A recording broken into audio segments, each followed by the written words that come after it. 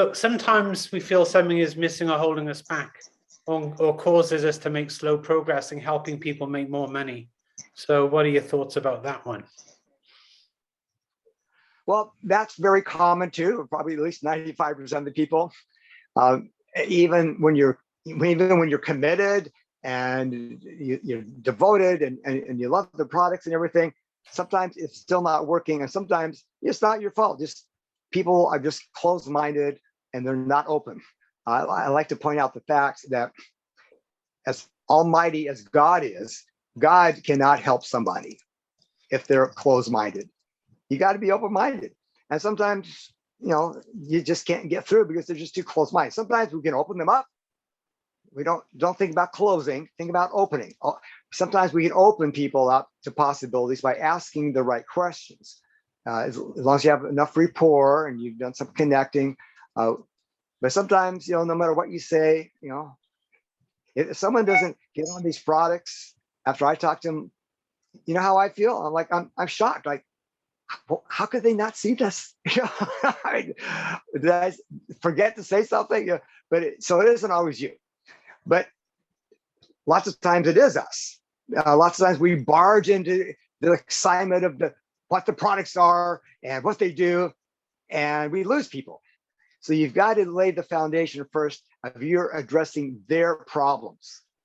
What are their problems? We are here as problem solvers. We're not here to sell stuff. We're not here to educate people about stem cells.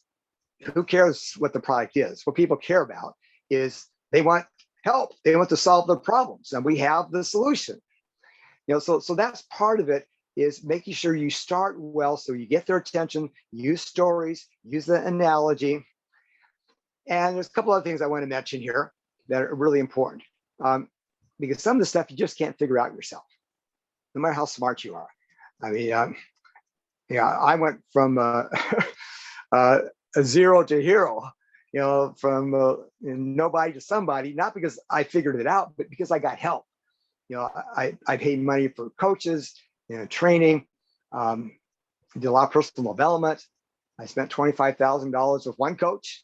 It made a huge difference for me. And so you don't necessarily have to spend money. There's a lot of good educational stuff on YouTube, but don't try to be a lone ranger here, do all this yourself. And so you have a built-in support system with your upline. And if your direct upline is available, and just keep going upline until you find someone who can maybe help you figure out what's missing. What are you doing wrong? Or what's just missing? And you also need accountability. Ideally, everybody needs accountability, including the president of every country. They need accountability. Sometimes they sort of operate without much accountability. But we all do better when something is measured and reported. Everybody. And so whatever you're doing, let's say your goal is to talk to 3 people a day or 1 person a day. So you got to measure that and ideally report it. Report on Facebook, or to somebody. Send your accountability partner a text every day. Well, here's what I did. I met my goal, whatever it is. And the third thing I'd mentioned along this line that can make a huge difference is related to goals. Goals can be points of empowerment, or a goal can be a point of embarrassment. And many times goals can backfire on us because we start feeling like a failure because we're not meeting our goals. So one of the ways to handle that is to have 2 levels of goals. You want to have the big goal, the dream. Like Martin Luther King didn't say, I have a plan. He said, I have a dream. Mark talks about that. Yeah, we all need to be talking about what's your dream. And so that's one piece of the puzzle, the formula.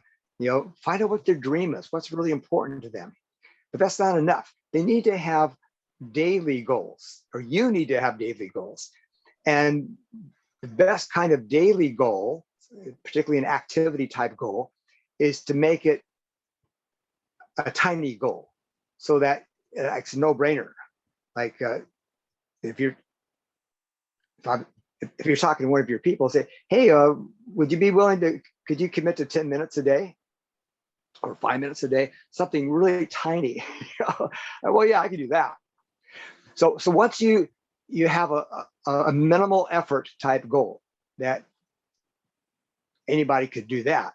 Well, once you achieve that 5 minutes or that 10 minutes or whatever it is, then you have some emotional momentum built up, a little bit of confidence.